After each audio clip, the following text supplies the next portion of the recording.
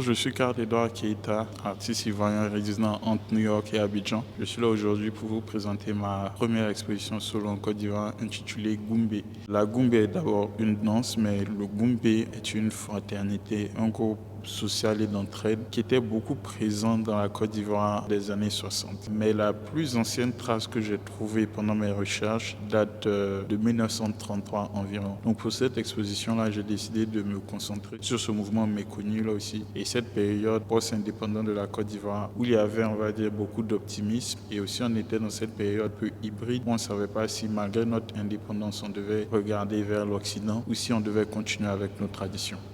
Cette œuvre-là qui s'appelle Dandy de Treichville est inspirée par le film La Goumbé des jeunes noceurs de Jean Rouch. Dans cette image-là, je voulais montrer les différentes générations en fait, d'adeptes de Goumbé. Raison pour laquelle vous voyez le premier personnage en avant qui fait beaucoup plus jeune que les deux autres personnages qui ont l'air beaucoup plus matures. Le personnage en avant, il danse mais il a un peu une attitude désinvolte et les autres ont l'air beaucoup plus sérieux. Donc ici l'idée était plus ou moins de faire une analogie de moi dans le milieu de l'art ivoirien puisque je viens de débuter. Donc c'est moi qui arrive, on va dire, avec ce côté un peu désinvolte qui ne maîtrise pas les contours du milieu et là on va dire c'est les anciens, les sages, ceux qui mènent la danse. Pour ces 6 sculptures-là, en fait, je me suis inspiré de la plupart des films des années 60 ivoiriens de l'époque que j'ai regardé. Et il y a un fait, au fait, que j'ai trouvé très intéressant, c'est que dans tous ces films, à chaque fois que les dames rentraient chez elles, le premier réflexe qu'elles avaient, c'était d'enlever leur perruque. So, je me suis dit, pourquoi pas essayer de représenter ça, en fait. Et en général, quand on représente des perruques, des cheveux, tout ça, on les représente avec un visage. Moi, j'ai décidé de me concentrer uniquement sur les perruques. Donc là, ici, vous voyez, c'est les perruques que j'ai sculptées et ensuite qu'on a fait couler dans du bronze. Et voilà le résultat. Il y a